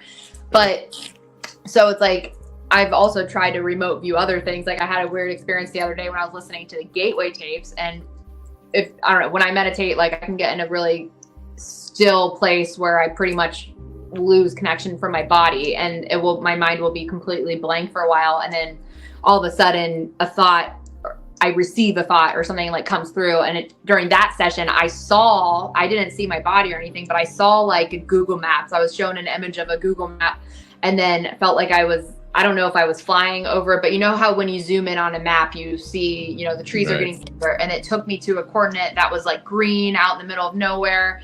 And then I don't know if it was an underground base or what, but then I saw humans in test tubes.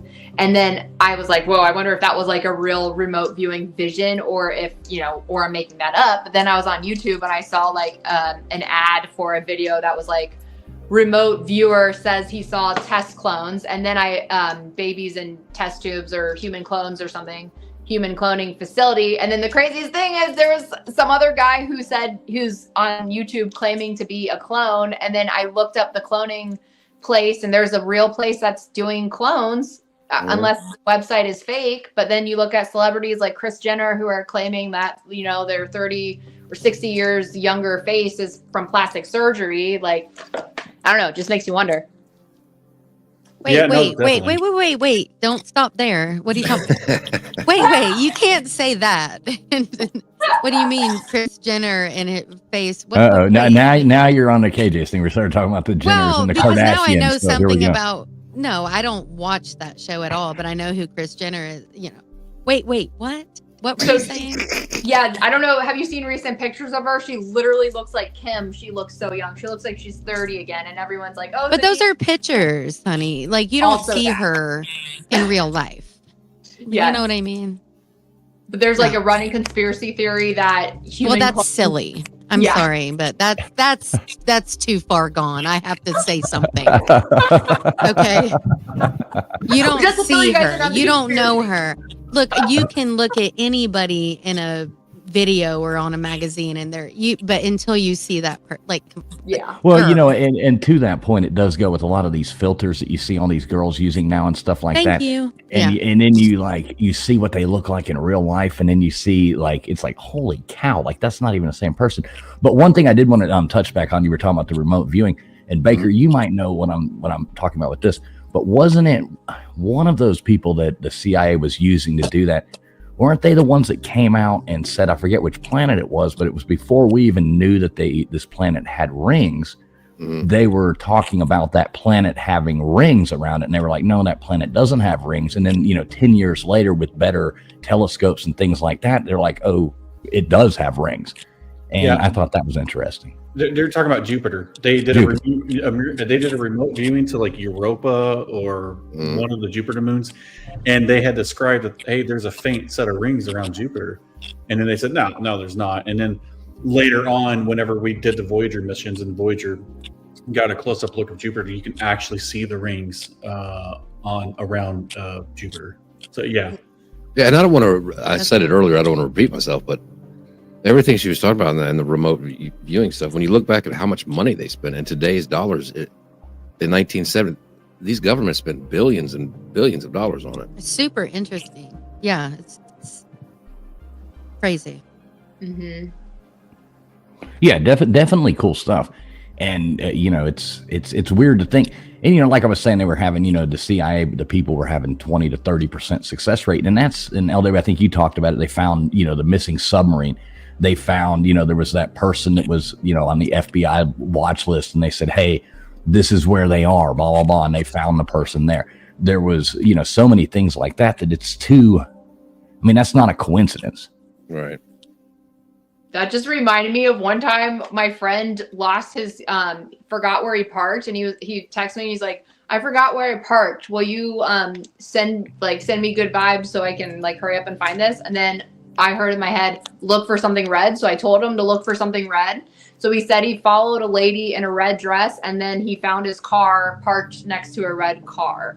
That's some Matrix stuff right there. I know. That's why I'm like, I think we do live in a simulation. How else, I don't know. I can't be the only one. I feel like this is something that people can literally train themselves to do. Like I said, if you're open-minded and you have an interest in this stuff. I, for whatever reason, have a deep interest in metaphysics and expanding myself as a human being and expanding my consciousness. And I'm just naturally curious as hell. And I have a shit ton of free time on my hands. So I've had a lot of, time to explore this. I read a shit ton of books, But I think humans are definitely I don't think I'm alone in this developing that. And what if everybody could do that? You could literally be like, you're lying to me. You're not at home like you said you were. You're actually at the bar right now.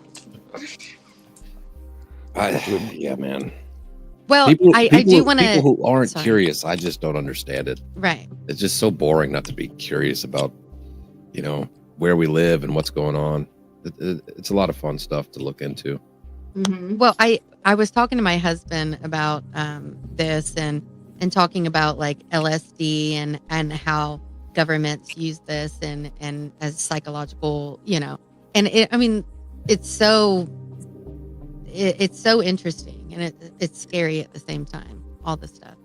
But it really happened.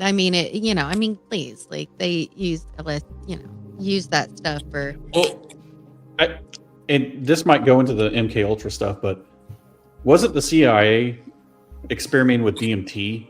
And DMT was actually opening up people's minds, like what you're saying in that way. Because I saw, and don't quote me on where I read this, because it might have been a late night. Who knows what the hell I was doing? and I think I read somewhere that they did a study in California where they brought in all of these participants. That they were brought in at separate times. They never saw each other. They don't know who they were. They were brought into separate departments of these. They were basically quadrated off into different areas of this building. Had no idea they are even the only other people here, right? So let's say there was 10 people. All 10 people never saw each other come in or leave or anything. No interaction. And then they took small doses of DMT And then they went on this astral projection of seeing these. It's like the veil was lifted, and then all of these people all experienced the same thing, and even seeing each other there. And when they all left, they all described everybody that was there and exactly what they were wearing and exactly what they were doing. Everybody experienced the exact same thing. Absolutely. I That's want to called say good drugs. Gutters, Well, can you confirm that good drug? That's called some good shit. Not. You can't confirm that? Okay. No, not All right, that anyway, one. just saying. What is I think- DMT? What is DMT? When you give somebody and they don't know they're taking it, like LSD, they're going to be Okay. freaked out. They're going to see the worst thing ever, No, like whatever they're afraid of. Like, Yeah. if you're afraid of clowns and you take LSD, you're going to see like you're going to be freaked out. It's all different stuff. But what he's talking about, I've heard a bunch of people say that they've sat there, they've taken it together and experienced the same thing. They saw the same thing. It's really interesting stuff. I think even That is interesting. Joe Rogan and Eddie Bravo talked about that. They did it together and they You saw know, I love everything. me some Joe. You know. Yeah, They- Graham Hancock. He's another one. He talks about that too. And I'd be scared to do it, but Yeah. What's Well, DMT though? What's that stand for? Oh god, I can't pronounce the actual word, but it's basically a drug it naturally occurs in people. I've never and even heard of It's that. in What chat is- right there. Highlight that. which one? Technos. Let me see. Sorry, I was in the Technos. I have never heard of that. DMT or N,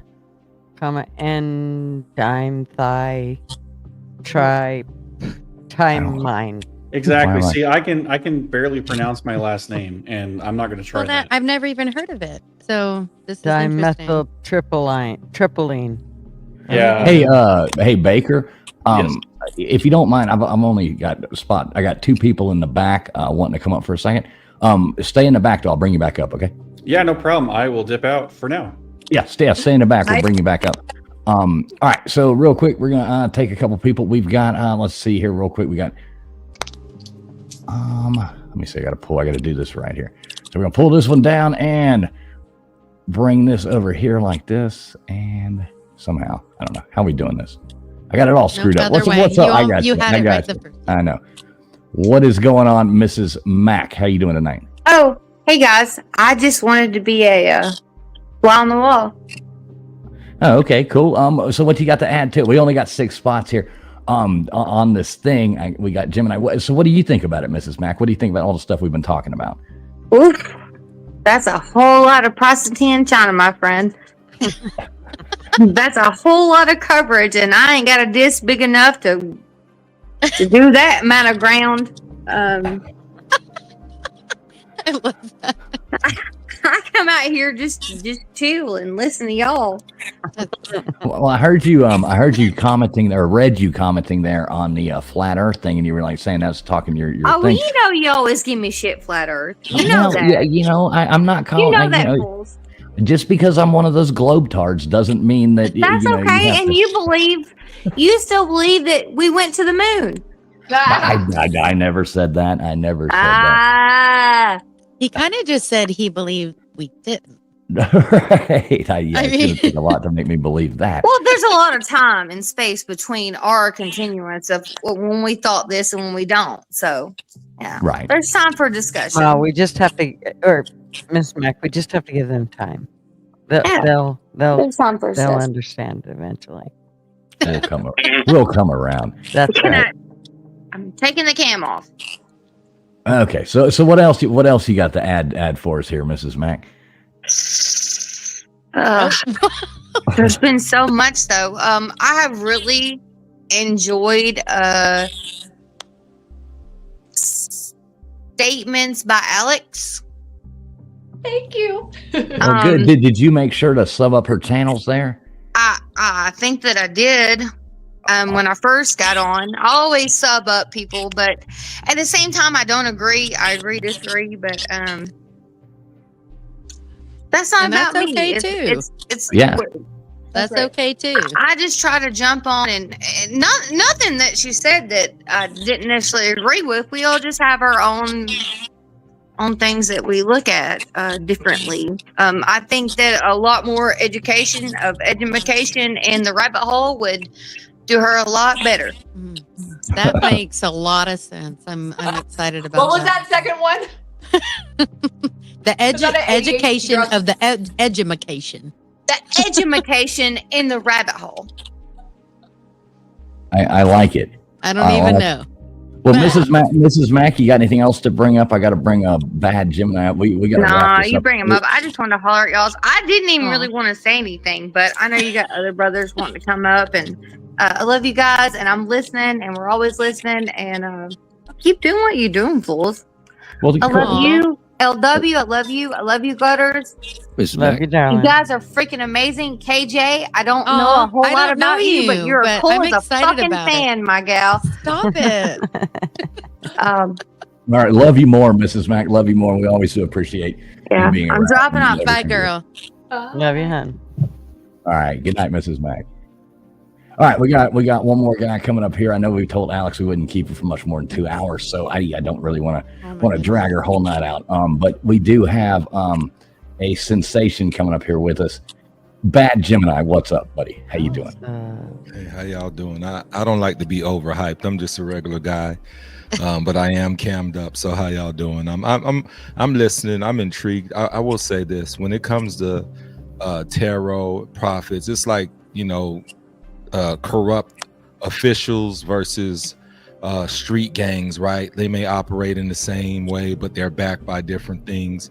And so listening to Alex, people get terrified when they hear it from her standpoint, and that's why they say they differ. They don't differ when it's coming from a so-called prophet from a church, right? Because there's a positive connotation, but that person is tapping in.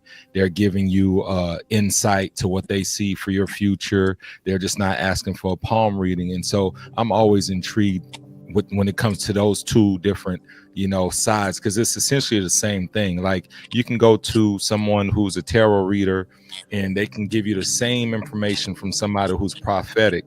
What people get scared about is they look at the negative connotation, but that's just a mindset we've had and been groomed to have as children when it comes to these things. So it's like you can never open and receive it, because it's like you're opening gateways to these portals and stuff. You know, it's interesting. Stranger Things is like a perfect example, right? That's like the modern day. Yeah, they lighten it up, but it's kind of letting you know this is happening for real, but let's put it in this form so it's more receivable. But even with that, what do we have? Demogorgons, all these monsters. So now people are terrified. Oh, you can't unlock these gates, but you can do it in a positive way, is how I view it as well. Right. Yes, I love that. I agree. That's super interesting. Yeah. And I always tell people too, like, because a lot of people are afraid of tarot, and then of course there's certain a lot of religious organizations that, you know, demonize it, but it all depends on the vessel too, and how tapped in they are, or like what they're tapped into, because I think we can only receive things that we're a vibrational match to. So somebody who's primarily positive and peaceful and hopeful is probably going to be like a lighter channeler and deliver the message in a softer way than somebody who's more tapped into the dark energy or the shadow energy or whatever, or fear-based energy. Yeah, and I will say with that, some people come seeking that energy, so we can't always put it on the person giving the message. Some people like, look, I need you to go ahead and juju up these two people across the street. I hate my neighbors. They've been looking at me wrong. Right. I just juju on them. I don't care what you got to do. I'm buying chicken foot. I'm a scrape a frog. Like, what we Right. frog piss. You're right. Yeah. We getting everything. We put a bundle. Can we package this there? So you need a chicken foot, frog piss. What else you need? A hair Oh my from gosh, an old, yeah. a rusty nail. Yeah, we gonna mix it up, shake it, and just throw it under their Pluck car. a hair. We got to add that. Exactly. Yeah. So it's just wild. But so That's yeah, interesting. sometimes both vessels can Right. be negative in terms of, because if you know you have that influence and power, you would be like, nah, I don't do that. But some people are like, oh yeah, what's up? Because it's money influence occasionally. Yeah, give me this money and I'll give you the ability to hex and juju some folks. So sometimes it's ridiculous, but then some people look at it for an emotional release, insight. And so, I don't oppose to it. Have I ever gotten a tarot reading? No, but did I grow up in church and have prophets say this and we prophesy and this what we see and all that? I've heard it all. So I'm right down the middle. I try not to judge, because the thing is, I look at it according to me in the individualistic standpoint, because all you can do is take what you can take out of it, because sometimes these people are on large platforms. And if you're giving this message to 100 people, it's not going to be spot on for all 100 people, right? The ones who are like well-versed and talented, they can pull you to the side and be more specific. And it doesn't become this show and pageantry of, oh, you know, this is what I like. You can say generalities all the time in life, you know, polish anybody, be like, you know what? Everybody's going to have, I feel a breakthrough coming for everybody standing in this building. Like, all right, that's all right. Thank you. Like, you Well, know? I mean, are you talking about like keeping it like I'm getting a little confused by what you mean. Yeah, so what I'm saying is the ability to hone in and be specific, whether it's from a church aspect or a tarot aspect, because some people can get away with generalities, and the person who's receiving it, that's good enough for them. Well, on this, Right. I mean, we were just talking, we are just learning and talking and getting information and not really, you know, generalizing it to one specific thing, just getting to talk about conversations and people, you know what I mean? So we we do have to ask Gemini the question though. Gemini, did we land on the moon in 1969? Yes. I think that's just what we're going to ask every guest. Yeah, that's 100% what I'm going to ask every guest. This is what we're leading with. No, Well, we did it. We landed on another year. I'm just playing with you. AJ, I'm light. Don't mind me. I'm very light. Like I'm talking like this because I understand what the topic entails as far as not an expert the convo. But if I were to be serious, did we land on it? No, because honestly, I feel like if we did, the footage wouldn't be as good. Like I don't care how much technology advance.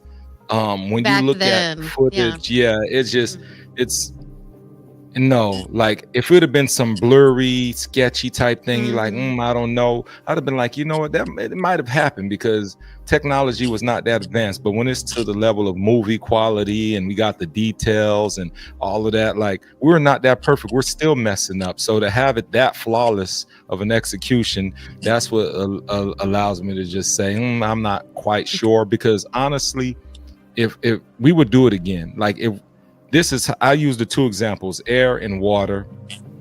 We're still going on water and you're seeing submarines imploding and bad things are happening and going deep depths, but we still go there and we know how dangerous going in the ocean depths are.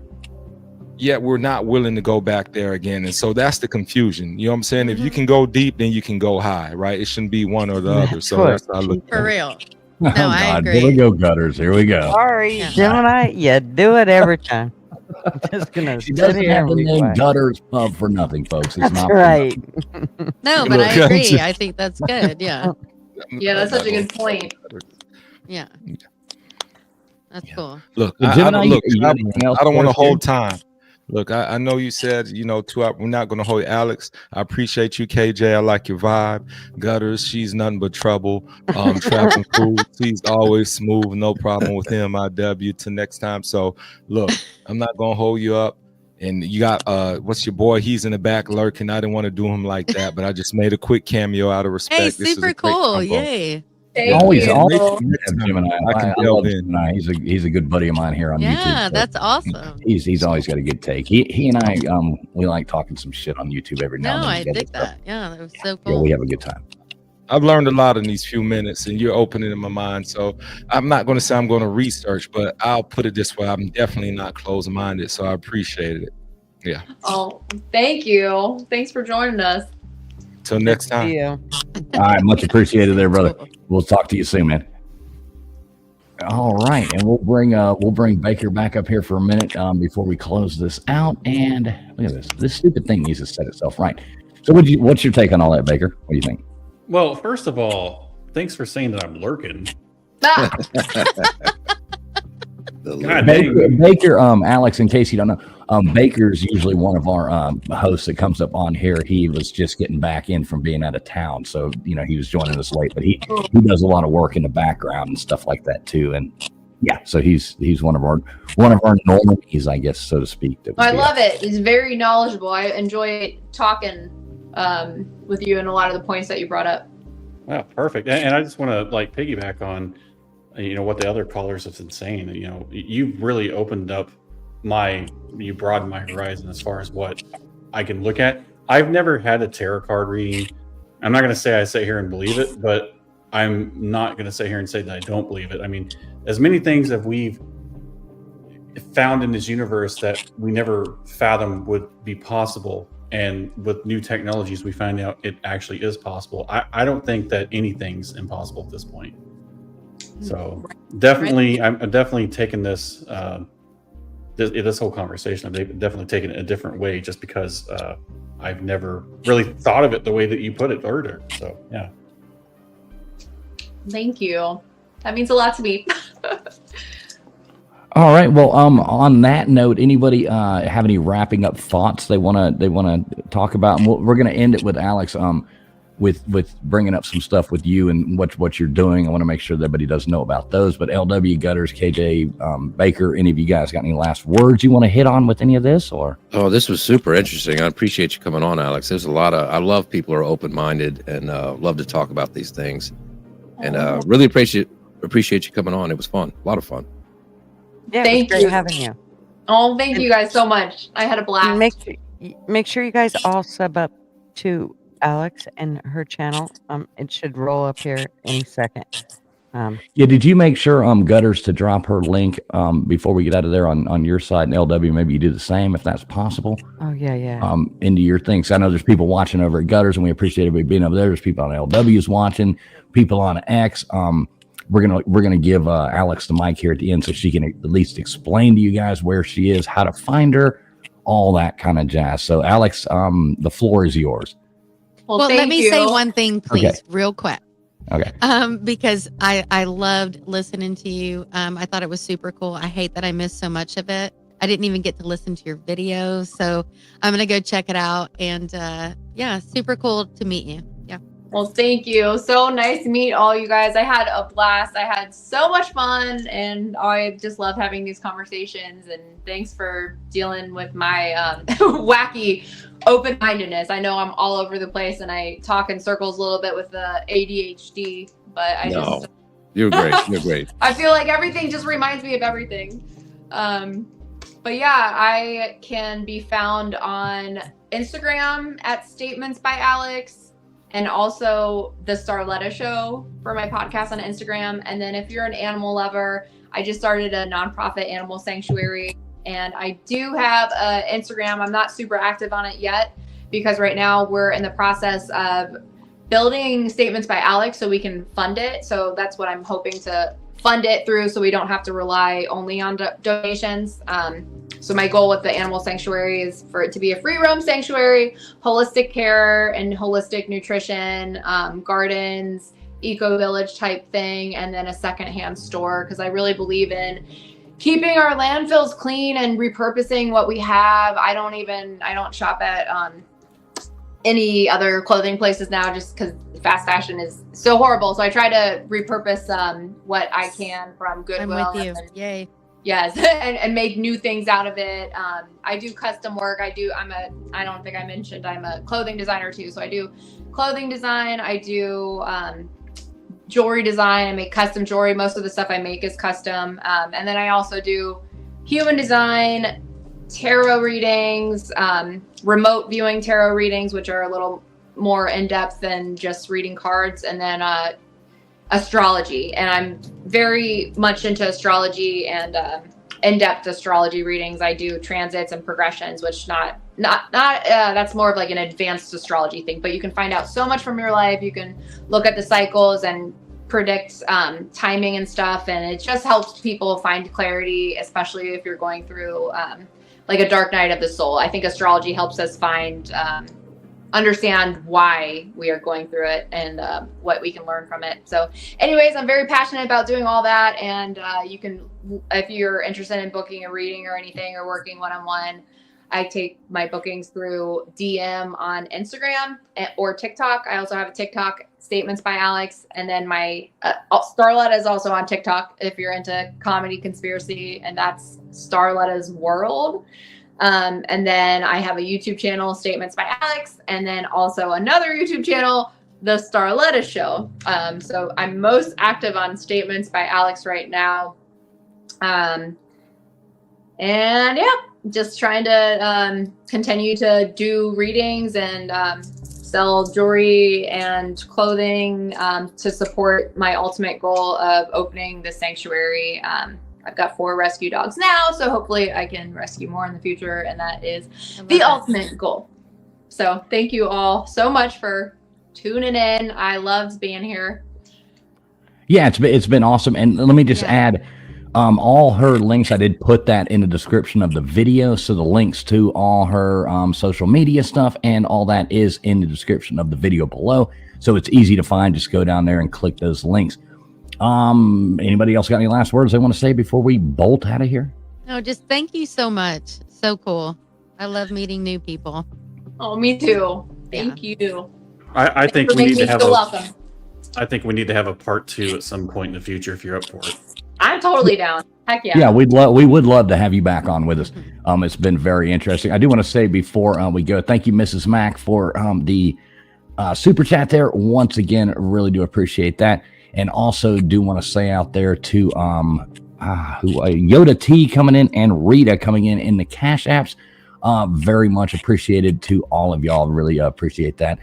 It's fan support, things like that let us keep doing this and keep, able to come on here and run all these programs, do all this stuff. Make sure you tune in Sunday night at 10 o'clock Eastern Standard Time for Trivia Night. We got Trivia Night coming up Sunday night. Make sure you be there. Gutters, you doing your thing on Tuesday night as always. LW, you going live anytime soon? I'll probably go live tomorrow night. All right, there you go. And check out LW's. Go over there and go live over there. Hang out with him. I'll probably join that stream as well, and I'm sure Gutters will be there too. Alex, you're always welcome to come over for things like that too.